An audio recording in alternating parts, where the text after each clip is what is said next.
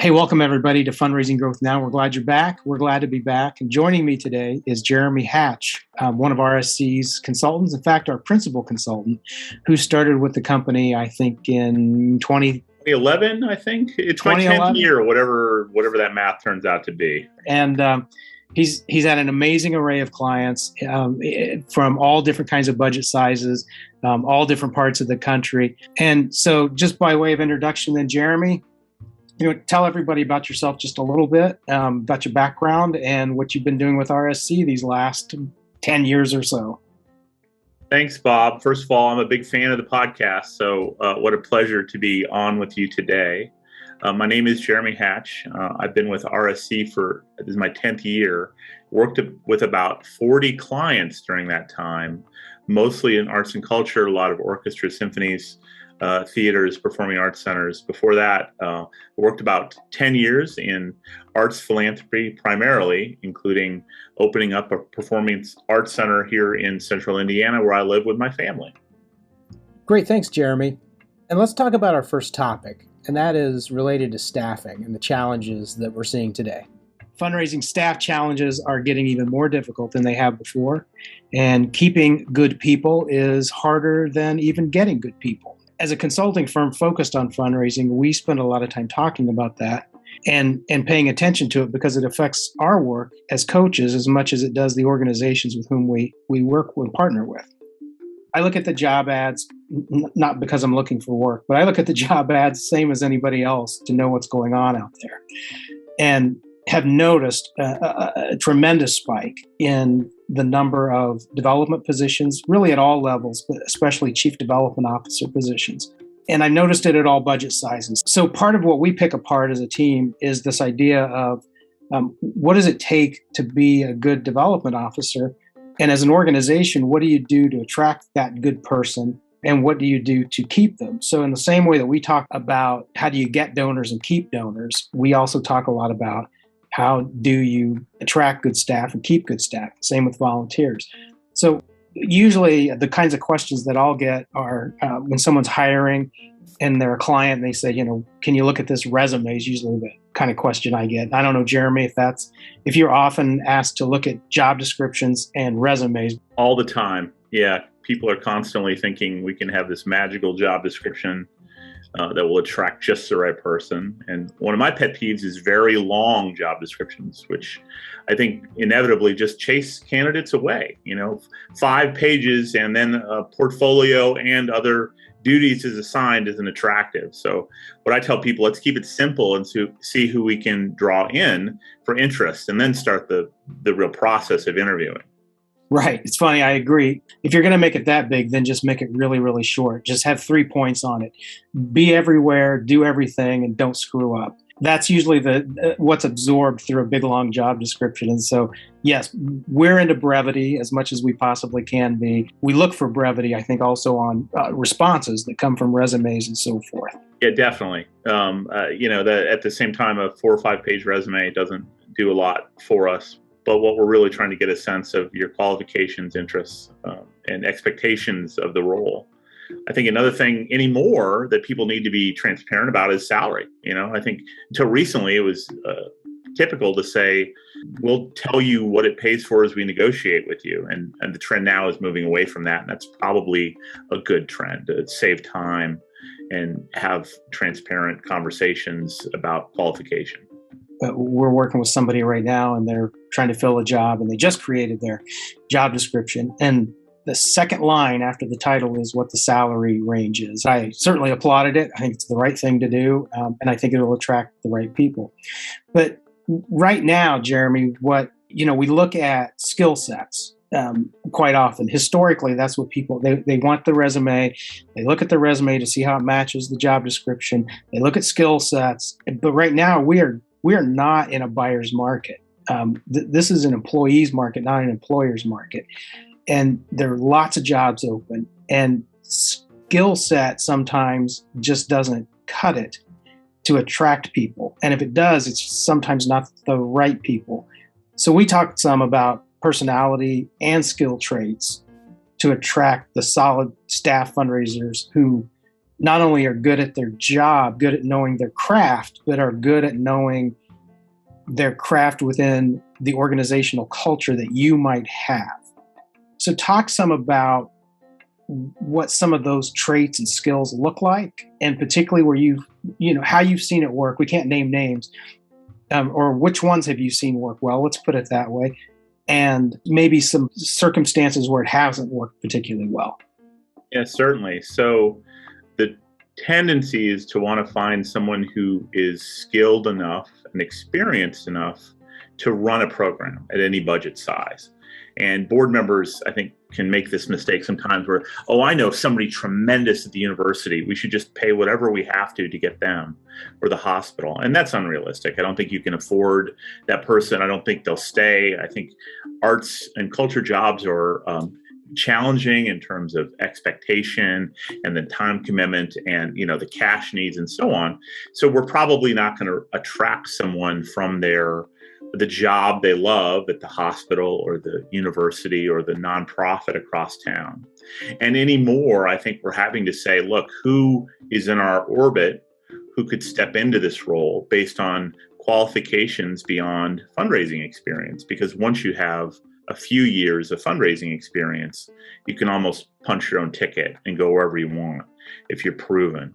And so increasingly, what I'm looking for in how to grow someone is not the experience, but their dedication and mission. To me, that's the first and foremost, that they really have an appreciation and love for the mission and the work they're doing. Program people all love the mission. They stay forever. They're singularly dedicated, and fundraisers come and go.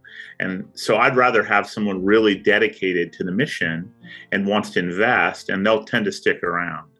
The second I look for is perseverance. Inevitably, there'll be setbacks. Fundraising is hard. You're going to hear no a lot. It's not easy to hear no.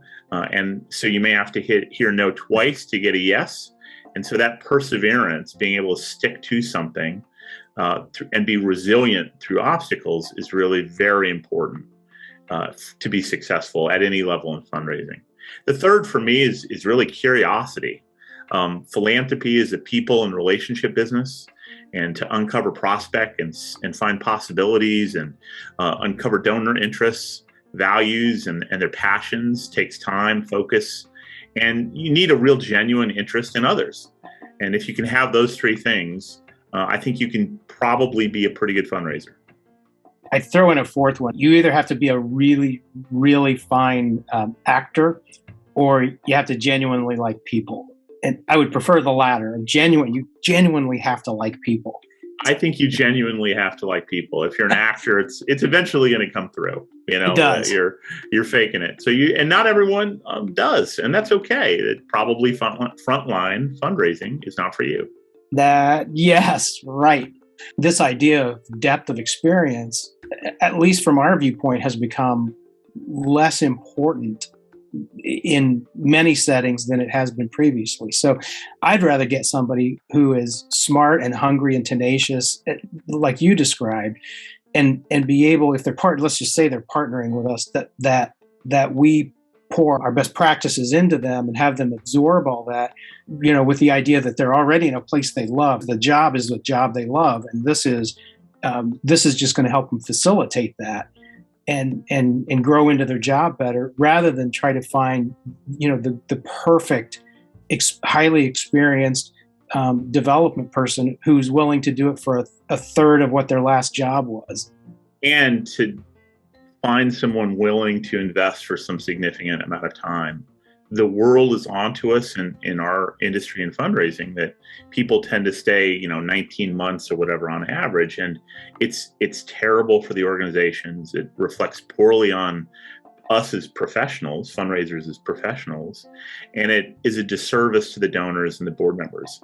And so they don't want to invest in you as a fundraiser because you're not going to stay long, and then it's a downward cycle. Yeah, it's interesting because I've seen that even recently with people who are departing and donors who are sometimes double as board members or vice versa. will say, I've seen 5 people like you. I'm done hearing I know what you guys are going to say before you say it. I mean, that's sort of what they say to a new staff member. And so they kind of tolerate the turnover, which doesn't lend itself to a deepened relationship, I suppose. And donors stick around, I think, because of their sincere dedication to the mission. And that can overcome staff changes and all kinds of, bad stewardship, all kinds of bad fundraising practice that people just care deeply about the mission and the organization and the impact, and they're willing to tolerate all those things. So if we can improve some of those things and we have very committed donors, right, those are organizations that are successful. So I'm going to shift us a little over to volunteers, because one of our fundamentals is that we believe in relationship-based fundraising. And so we know that staff turns over. There's that we're not going to stop that. I hope that through some of our actions, we can slow it down.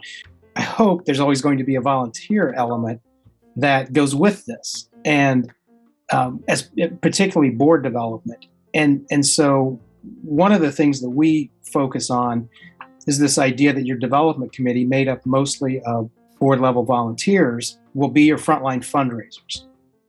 And the rest of the board then will help with stewardship and some cultivation, identification of new donors and so forth. But even that development committee is getting thinner in some markets. So I'll ask Jeremy then, how do you deal with that? When you go into work with someone, they have a development committee, but it's usually mostly advisory.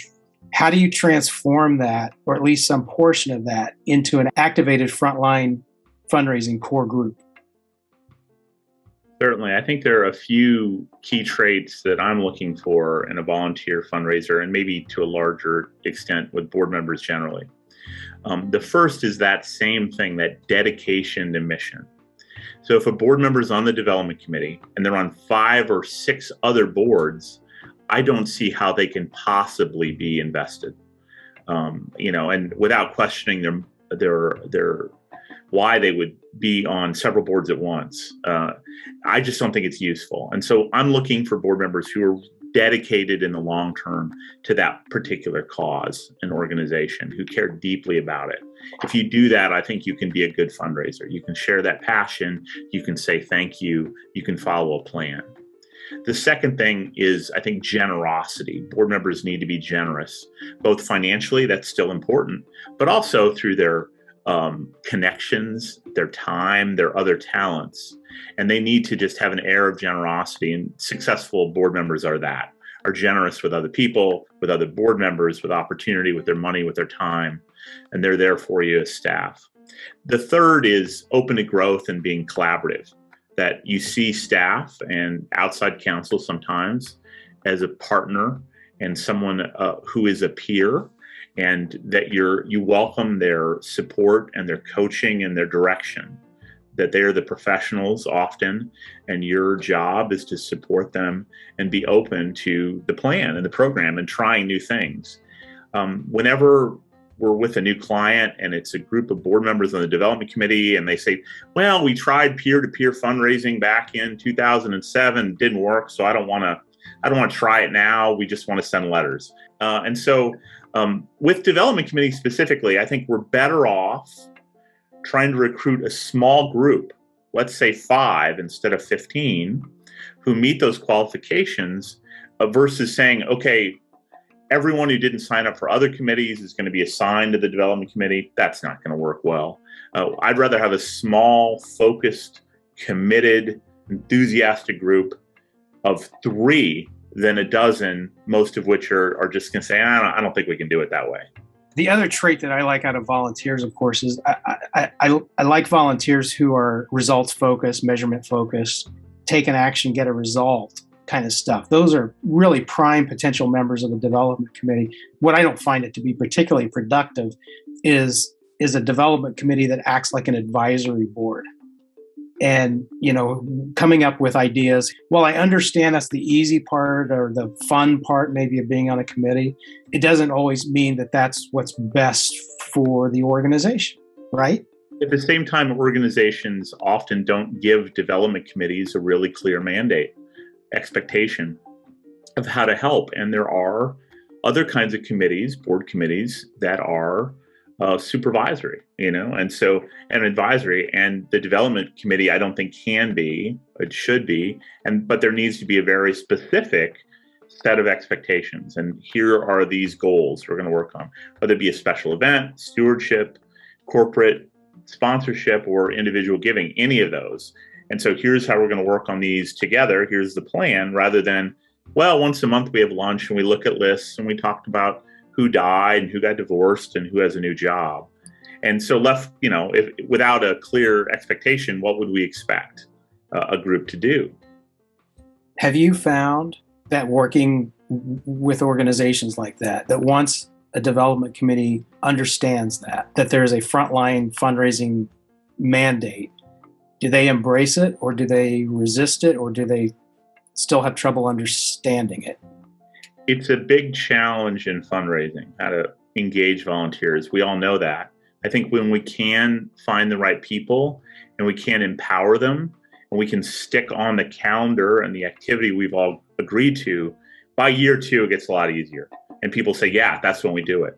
And so we work hard on individual giving from Labor Day until Thanksgiving, because we know at Thanksgiving, we're going to put it down. The staff's going to finish it up, and we all worked hard and our job is done, rather than, it's a 12-month, 365-day a year slog through raising money, as just an example. So it takes a while. When you can reinforce it, when it gets going, then volunteers, gosh, that worked pretty well. We'll do that every year. So if you have the right dynamics of a volunteer fundraising group, just call it the development committee, and you've got the right staff person in place, if that's a development director or an executive director, depending on budget size, how do they work together? What's the best way that you see them working together? Who leads certain parts, who follows certain parts, and vice versa?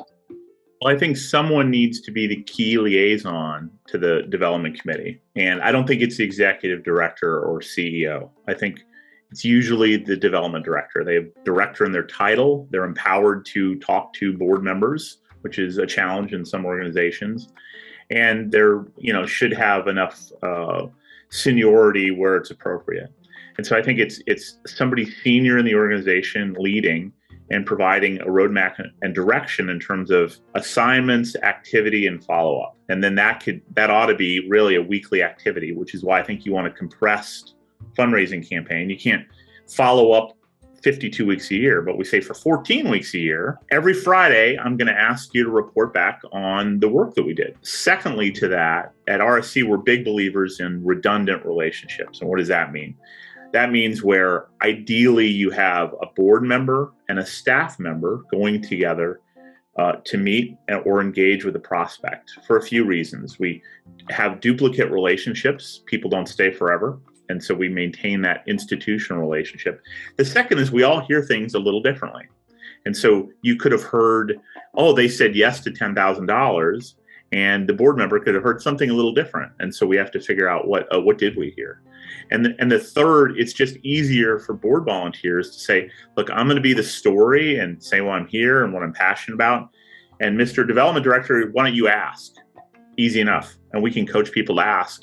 And board members can say, I did my bit. And then what the words to say to ask, and we were successful. So I think those are some of the ways that it can work really efficiently and effectively for development committees to be out there raising money. We spent a lot of time talking about what we like, what we want. How do you find it? So how do you find a staff member who fits the model of what we've described in terms of passion and drive and curiosity and those? How do you find that person, and then how do you attract them? And same on the volunteer side. What does it take to get a high quality, highly involved volunteer interested? Let's not even talk about how you got them involved. How do you just get them interested to come onto the board or come onto the committee? Well, with volunteers, I'll start with that real excitement for the mission. So people who are really enthusiastic about what you do. Often that can start as being a mid-level donor. So I'm always curious who's showing up to our normal events, our behind the scenes tours, our backstage tours, our, special openings. Those are the easiest people to engage because they show up. Not everyone wants to or has time, but if you're showing up for a Thursday morning coffee to see a rehearsal or a 7 p.m. Tour to meet an artist, you're probably very interested, and I would start there. I'd also look at our other sorts of volunteers. I think in fundraising, we tend to poo-poo other kinds of volunteers like docents and ushers and program volunteers who often dedicate dozens, hundreds of hours a year, show great interest in the mission. And those people could be dynamic board members. They love you to death. Beyond that, I would think about referrals too. Who, when we know we have a very strong volunteer who fits the bill, ask them, who do you know like you? Who's maybe a little further outside of our orbit, who we should be talking to, who loves this place as much as you do? So I think that's a few ways to consider recruiting volunteers and board members. We're talking about relationship-based fundraising, and you're talking about relationship-based recruiting. For sure. And people who really sincerely dedicated to the mission. There's a million reasons not to be on a board, but if you're on the board, it's because you should have real passion for the work. And too often it's, we just need a representative at that company. We need some senior person to assign the task of being on our board to a junior person. And that could be great, but often is not. Makes sense. And more about staff then. So, because again, it's an employee's market right now. So let's say that you follow what we're recommending. How do you do that? Well, it's very difficult right now. People are still leaving left and right, and they're not coming back. You would think, people leaving, there's a pool, and there isn't. So there's some societal things happening. But I'm always looking for people who are really involved already or passionate about the organization. The first thing when we're with a client where maybe there's some big changes or challenges or staffing is lacking and we have to kind of rebuild, the first thing I'll ask is who in another job could help us? Who's a part-timer or a production person or a stagehand or a musician or somebody who loves the place and is smart and hardworking and could do the work and would see this as an opportunity. And we've been pretty successful with that in the last 18 months. Beyond that, I think we have to probably raise salary and recommit to professional development. I think organizations too often have cut going to conferences and training and other things at their peril. To me, that's about the last thing you want to cut. That's direct investment in our employees. And then I think in general, we don't do a good job evaluating people. I think younger professionals really appreciate feedback and evaluation. And in my experience, that's really well received. And the first boss I ever had in fundraising was tough but fair and rewarded good work and spent a lot of time with me running an annual fund about how to grow as a professional. And he put hours and hours and hours into me, knowing I probably was only going to stay a couple of years. And yet, that had a formative impact on my career. Yep, agreed. So the idea then is, how do you recruit for those folks? I know they're all the job ad sites. Part of it, though, is also going to be the decision that the organization makes on what kind of fundraising leader they want. The two buckets are they a really great frontline fundraiser, or are they a really great tactician? Because it's hard to find somebody who's both. How would you recommend, if somebody's considering, let's just say, hiring a development director, how do you guide them through that process so they hire the right kind of person, or they try to attract at least the right kind of person? Yeah, Bob, I think too often the expectation is someone who will do both well. Yeah. And that's unrealistic for most of us. We're good at one thing or another. And so often it's the strength of the executive. If you have a talented fundraising executive, a tactician a manager is probably what you need to manage all that activity. Similarly, if you have a strong fundraising board, a manager is what you need. The problem with hiring the Superman major gift person who just comes back, is out, and comes back with a buffalo, and then we feast all winter, is those people are very much in demand. A dear friend of mine is a major gift officer at the university where I graduated. He's immensely talented, and no one could ever afford that guy. He's glorious at his job. He's just an ace. He can sniff it out. His thing is he wants to uncover $1 million gift every year. You can't afford him. You're never going to get that guy. And he's one in a million. So I'm not sure, that to find somebody who can just be the expert asker is even realistic for a lot of our organizations. I'd rather have a smart, hardworking manager more often than not, though that's controversial with boards. They're like, oh, let's just hire someone to do this.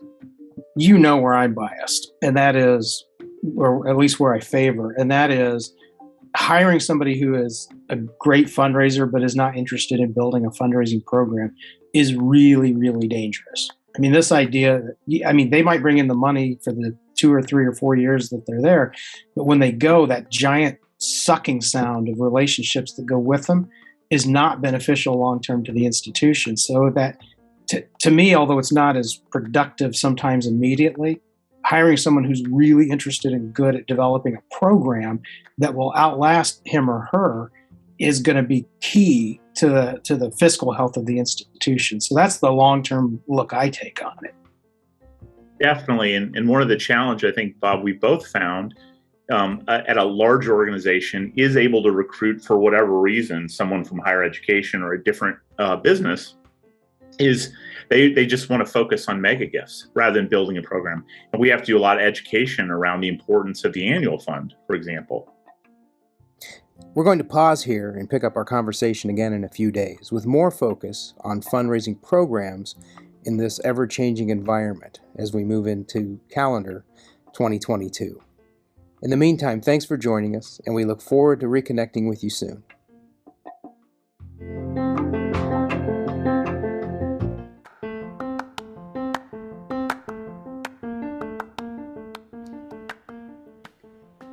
Thank you for listening to this edition of Fundraising Growth Now.